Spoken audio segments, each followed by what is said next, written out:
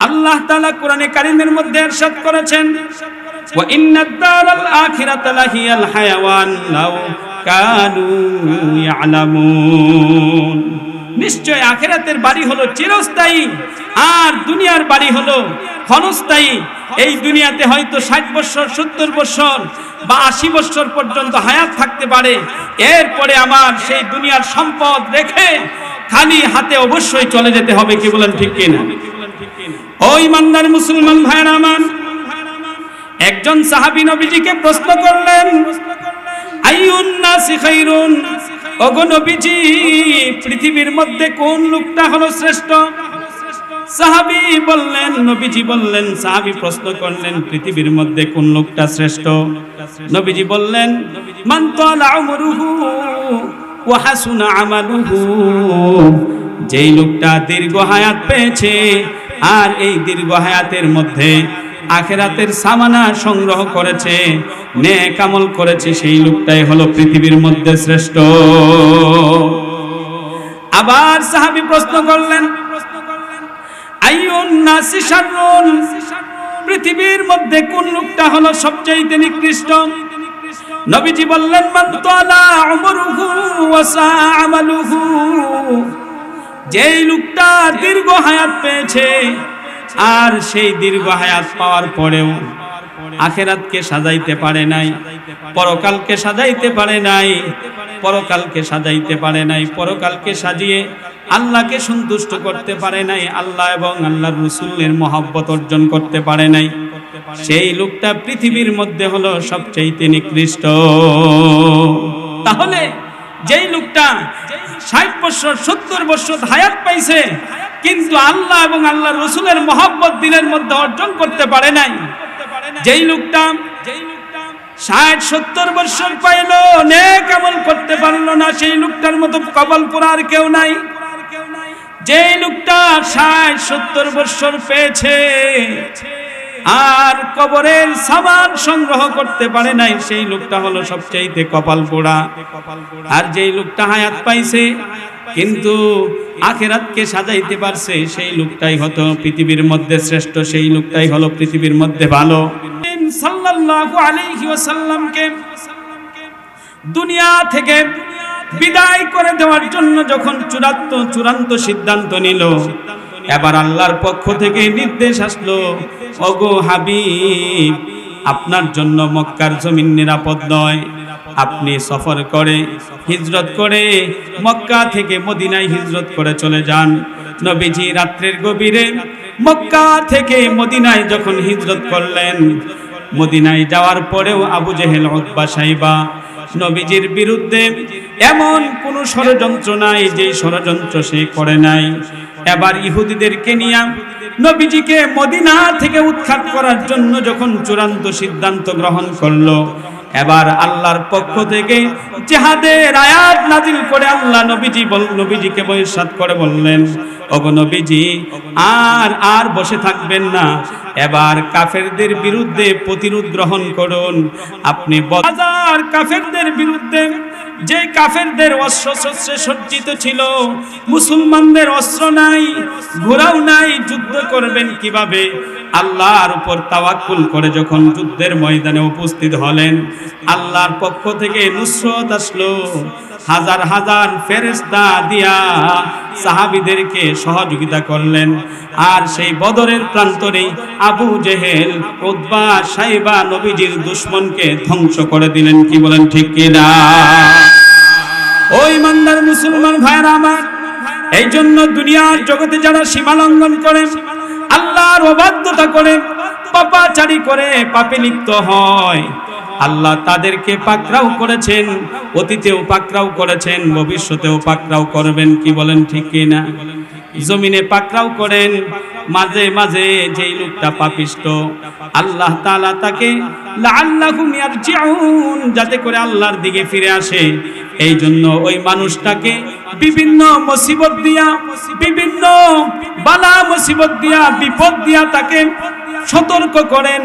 আল্লাহ তাআলা জমিনে বিভিন্ন বালা মুসিবত দিয়া, দুর্যোগ দিয়া তাকে পরীক্ষা করেন, যাতে করে লাআল্লাহুম ইয়ারজিউন, বান্দাটা আল্লাহর দিকে ফিরে আসে। কার দিকে ফিরে আসে? আল্লাহমুখী হয়, যাতে করে পাপ ছেড়ে দিয়ে আল্লাহমুখী হয়। আল্লাহ অসুস্থতা দেন, যাতে করে সেই লোকটা গুনাহ ছেড়ে দিয়ে আল্লাহমুখী হয়। আল্লাহ তাকে বিপদ দেন, যাতে করে বিপদে পড়ে আল্লাহকে স্মরণ করে। আল্লাহ তার সন্তান দিয়া সন্তানকে চিনায় আনেন, যাতে করে আল্লাহমুখী হয়। সম্পদ দিয়া সম্পদকে ধ্বংস করে দেন, যাতে করে সে আল্লাহমুখী হয়। এমনি ভাবে আল্লাহ তাকে ক্ষমতা দিয়া ক্ষমতাচ্যুত করেন, যাতে করে সেই লোকটা আল্লাহমুখী হয়, পাপিষ্ট, পাপ থেকে ছেড়ে দেয়, পাপ ছেড়ে দিয়ে আল্লাহমুখী হয়, একজন সত্যিকারের মানুষ হয়ে যায়, আল্লাহর প্রিয় বান্দা হয়ে যায়। এই জন্য মাঝে মাঝে আপনা আমাকেও বিভিন্ন বালা মুসিবত দিয়া পরীক্ষা করে থাকেন। কি বলেন, ঠিক কিনা? আল্লাহ মানুষকে বিভিন্ন বালা মুসিবত দেন, হয়তো তার পাপ ছিল, পাপকে মোচন করার জন্য পরীক্ষা দেন। আবার কোন কোন ব্যক্তিকে আল্লাহ তাআলা মুসিবত দেন আখিরাতের মর্যাদাকে বুলন্দ করার জন্য, জান্নাতের মর্যাদাকে বৃদ্ধি করার জন্য। আবার কাউকে মুসিবত দিয়া আল্লাহ পরীক্ষা করেন, যাতে করে সে ঈমানের উপরে অটল থাকে। বলেন সুবহানাল্লাহ। ও ঈমানদার মুসলমান ভাইরা আমার, তাহলে জাহান্নামীদের এক নাম্বার বৈশিষ্ট্য হলো যারা পাপাচারী, যারা পৃথিবীর মধ্যে সীমা লঙ্ঘন করে গুনাহ করে, এটা হলো জাহান্নামীদের বৈশিষ্ট্য। আর নেক আমল করাটা হলো জান্নাতীদের বৈশিষ্ট্য। গুনাহ করাটা হলো জাহান্নামীদের বৈশিষ্ট্য, জুলুম করাটা হলো জাহান্নামীদের বৈশিষ্ট্য, সীমা লঙ্ঘন করাটা হলো জাহান্নামীদের বৈশিষ্ট্য। দুই নাম্বার, যারা আখিরাতের উপরে দুনিয়ার জগৎটাকে প্রাধান্য দেয়, তাদের ঠিকানা হলো জাহান্নাম। দুই নাম্বার জাহান্নামীদের বৈশিষ্ট্য হলো যারা দুনিয়ার জগৎটাকে আখিরাতের উপরে প্রাধান্য দেয়। দুনিয়া লাগবে, দুনিয়াও লাগবে, আখিরাতেও লাগবে। এই দুনিয়া যেন, দুনিয়া কামাই করতে গিয়া আমার আখিরাতকে যেন আল্লাহ ভুলাইয়া না দেয়। দুনিয়া কামাই করতে গিয়া যেন আমি আখিরাতকে ভুলে না যাই। দুনিয়া কামাই করতে গিয়া যেন আমার আল্লাহকে ভুলে না যাই। দুনিয়া কামাই করতে গিয়া যেন আমি আমার রাসূলকে ভুলে না যাই। দুনিয়া কামাই করতে গিয়া যেন রাসূলের আদর্শকে ভুলে না যাই। যারা দুনিয়া কামাই করতে গিয়া আখিরাতকে ভুলে যায়, আল্লাহকে ভুলে যায়, রাসূলের তরিকা ভুলে যায়, আল্লাহ বলেন তার ঠিকানা হলো জাহান্নাম, তাদের ঠিকানা হলো জাহান্নাম। আল্লাহ তাআলা কোরআনে কারীমের মধ্যে ইরশাদ করেছেন, ওয়া ইন্নাদ দারাল আখিরাতা লাহিয়াল হায়াওয়ান লাউ কানু ইয়ালামুন। নিশ্চয় আখিরাতের বাড়ি হলো চিরস্থায়ী, আর দুনিয়ার বাড়ি হলো ক্ষণস্থায়ী। এই দুনিয়াতে হয়তো 60 বছর, 70 বছর বা 80 বছর পর্যন্ত হায়াত থাকতে পারে।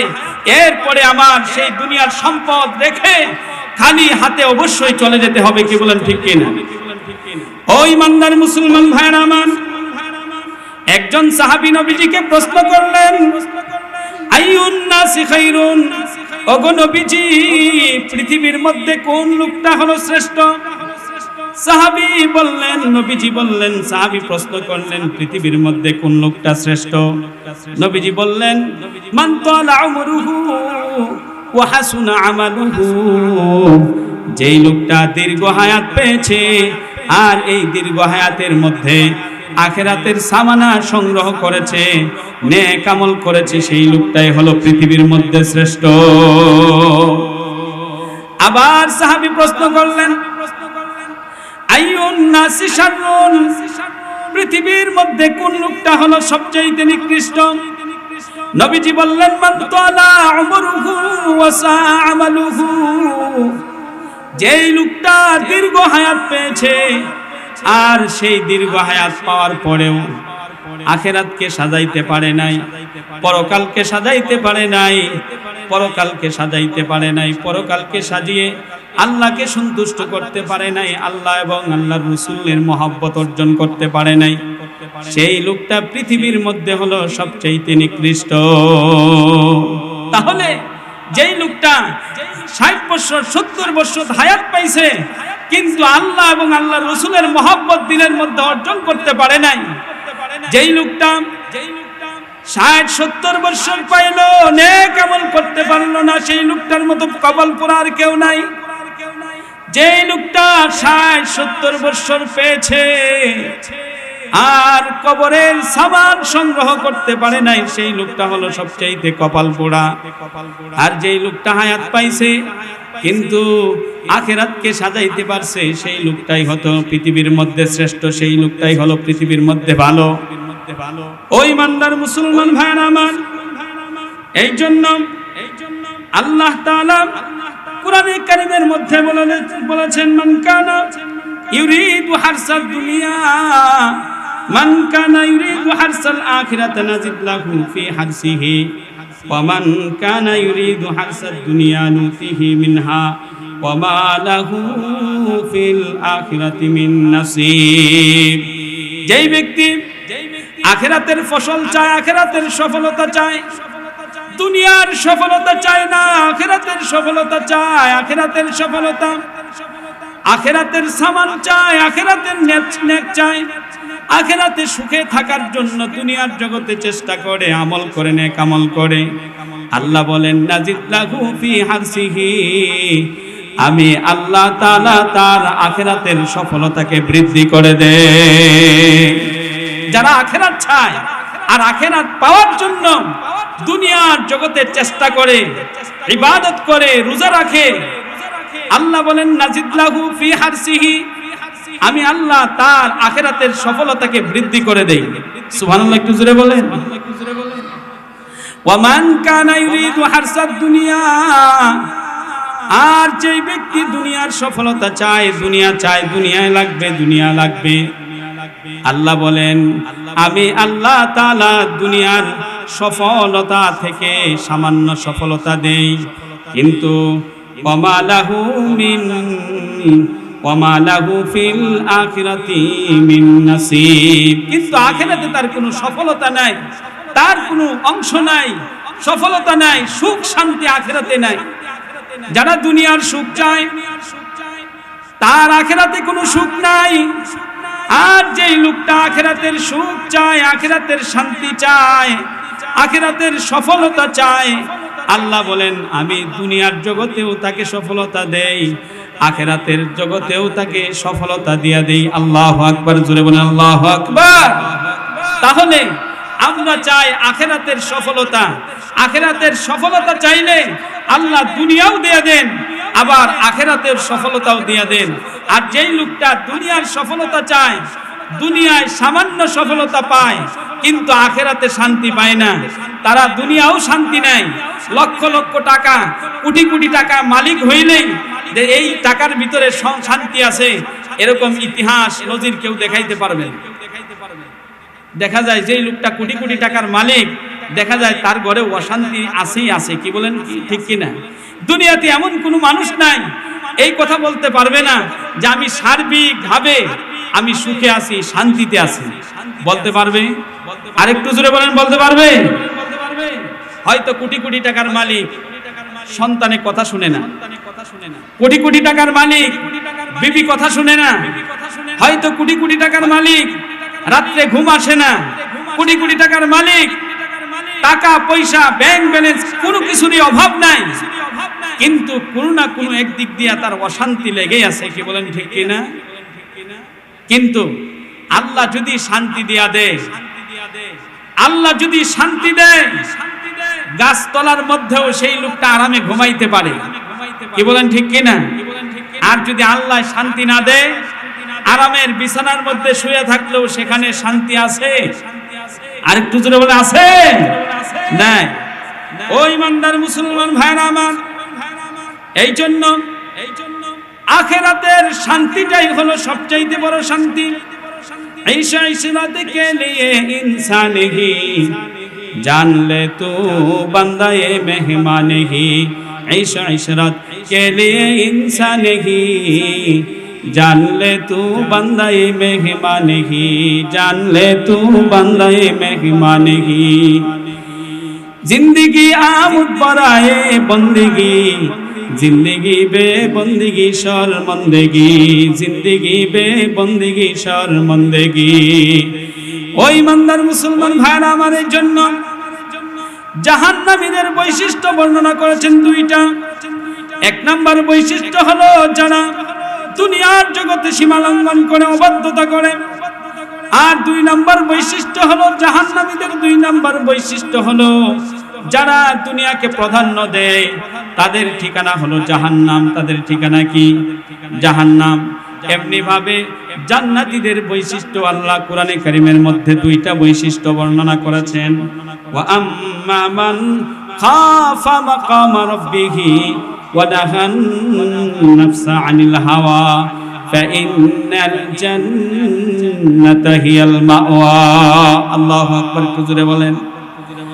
আল্লাহ এই আয়াতের মধ্যে জান্নাতীদের দুইটা বৈশিষ্ট্য বর্ণনা করেছেন। এক নাম্বার বৈশিষ্ট্য হলো ওয়া আম্মা মান খাফা মাকাম রাব্বিহি, যারা আল্লাহর মাকামকে ভয় করে, আল্লাহর মাকামকে যারা ভয় করে। দুই নাম্বার বৈশিষ্ট্য হলো ওয়া নাহান নাফসা আনিল হাওয়া, এবং নিজের মনকে নিয়ন্ত্রণ করে। আর তাদের ঠিকানাই হলো আল্লাহ ঘোষণা করেছেন ফাইন্নাল জান্নাতা হিয়াল মাওয়া, তাদের ঠিকানা হলো জান্নাতুল মাওয়া। সুবহানাল্লাহ। কি জোরে বলেন। हर के दारत खौफ हक दर दिल मदम जन्नतुल मावा देहद ओरा मकाम। हर के दारत खौफ हक दर दिल मदम जन्नतुल मावा देहद ओरा मकाम। এই আয়াতের মধ্যে আল্লাহ তাআলা তাহলে জান্নাতীদের বৈশিষ্ট্য বর্ণনা করেছেন দুইটা। এক নাম্বার বৈশিষ্ট্য হলো যারা আল্লাহর মাকামকে ভয় করবে। আল্লাহর মাকাম হলো আল্লাহর ঘাটি। মাকাম শব্দের অর্থ হলো ঘাটি। যারা আল্লাহর ঘাটিগুলোকে যারা ভয় করে। ঘাটি মানুষের প্রথম ঘাটি হলো কবর। দুই নাম্বার ঘাটি হলো হাসরের মাঠ। তিন নাম্বার ঘাটি হলো মানুষের জন্য ফুলসিরাতের ঘাট। যারা সেই কবরের ঘাটিকে ভয় করবে, হাসরের মাঠে আমাদের দাঁড়াইতে হবে। এই হাসরের মাঠে আল্লাহর সামনে দাঁড়াইতে হবে, হিসাব দিতে হবে।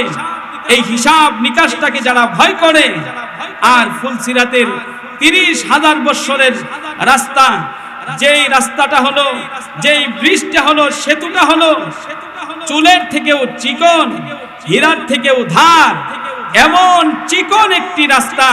সেই চিকন রাস্তা থেকে আমাদের অতিক্রম করতে হবে। সেই 30,000 বছরের রাস্তাকে যারা ফুলসিরাতকে যারা ভয় করবে, আল্লাহ বলেন ফাইন্নাল জান্নাতা হিয়াল মাওয়া, তাদের ঠিকানা হলো জান্নাতুল মাওয়া। সুবহানাল্লাহ। একটু জোরে বলেন। তাহলে ভয় করতে হবে আল্লাহর মাকামকে যারা ভয় করে।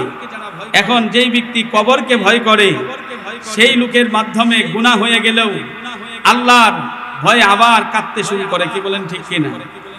গুনাহ হয়ে গেলেও তার দিলের মধ্যে যদি হাসরের ভয় থাকে, তার দিলের মধ্যে যদি জাহান্নামের ভয় থাকে, তার দিলের মধ্যে যদি পরকালের ভয় থাকে, আল্লাহর পাকড়াবের ভয় থাকে, সেই লোকটা গুনাহ হয়ে গেলেও সাথে সাথে তওবা করে পবিত্র হতে চায়। কি বলেন ঠিক কিনা?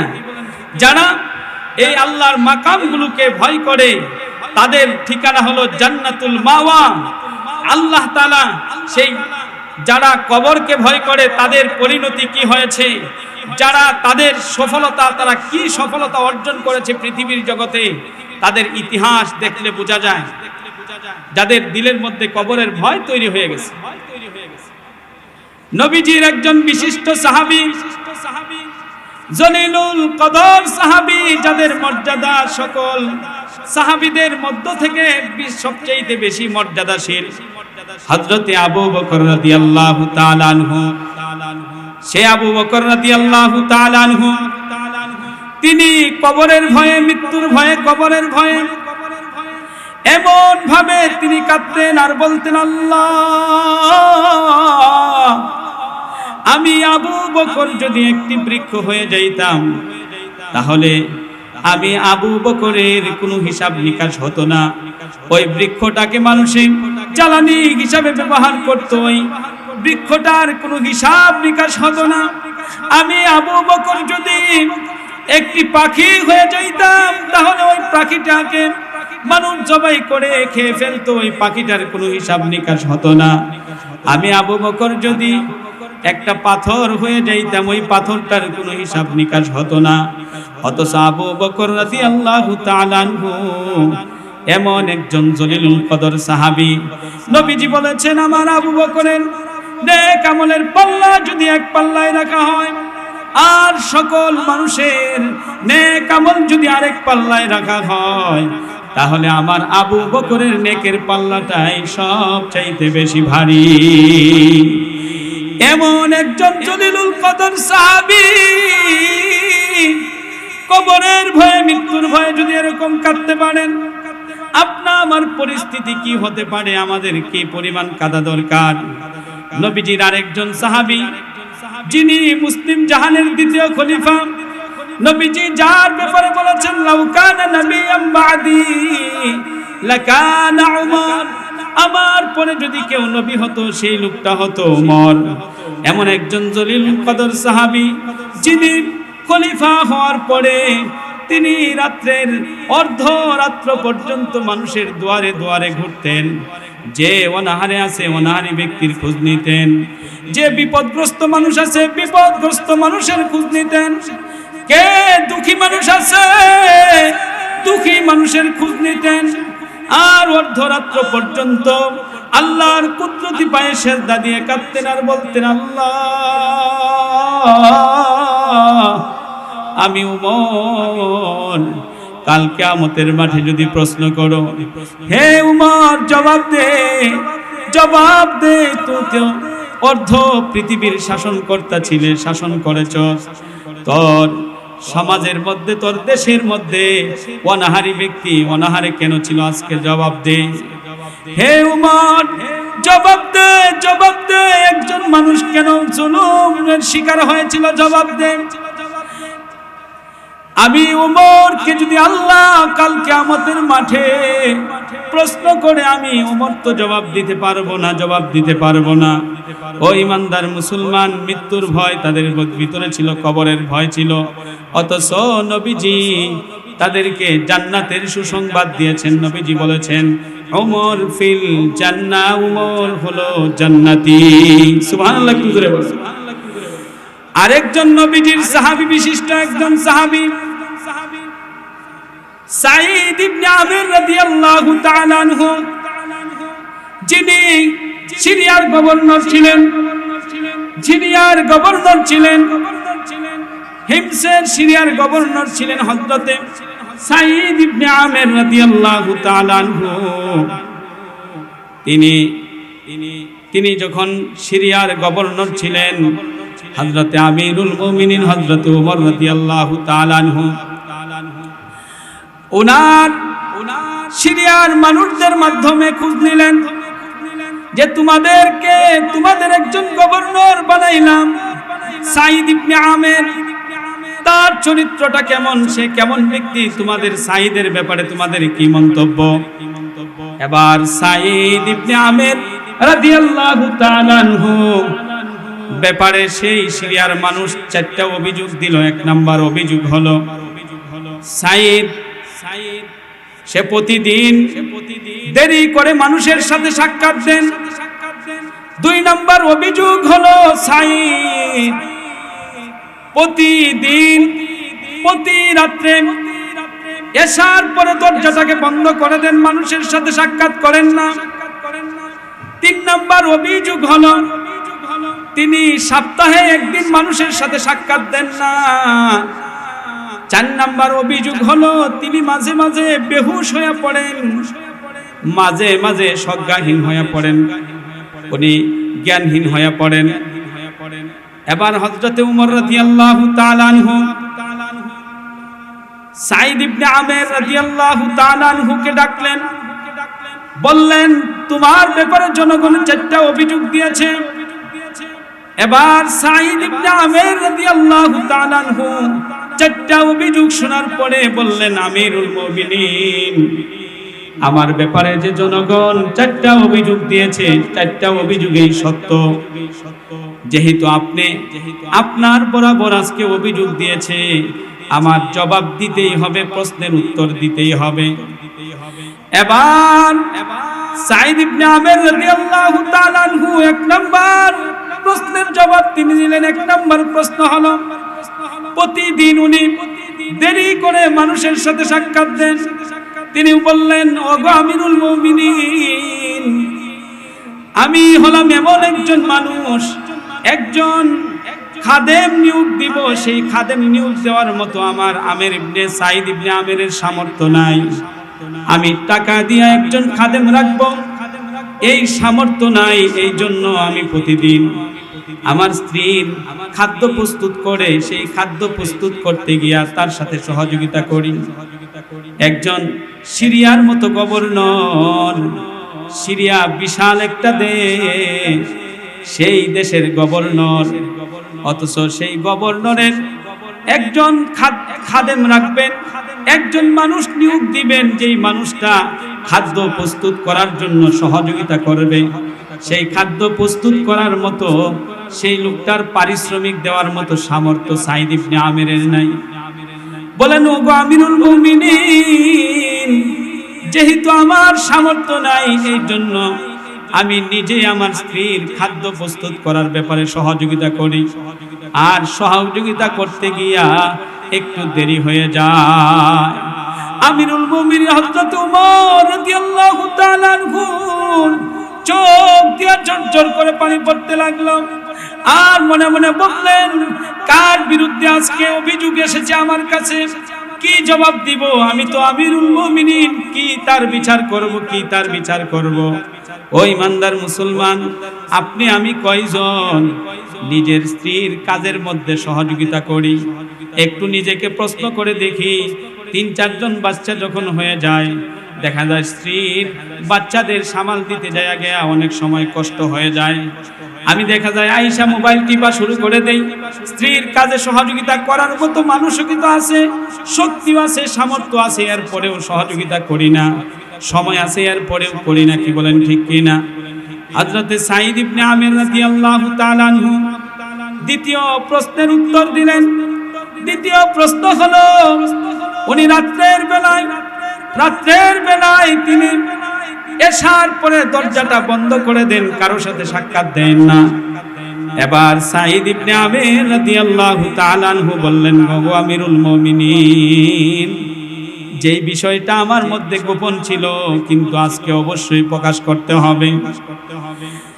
আমি রাত্রে কেন দরজাটা বন্ধ করে দেই, তার কারণ হলো, সারাদিন আমি মানুষের সাথে কথা বলি, দুনিয়ার মানুষের সমস্যার সমাধান করি, দুনিয়ার মানুষের সাথে আমি কথা বলি, সিরিয়ার মানুষের সাথে কথা বলি, আর দিনের বেলায় আল্লাহর সাথে গোপনে কথা বলার মতো আমি সময় পাই না।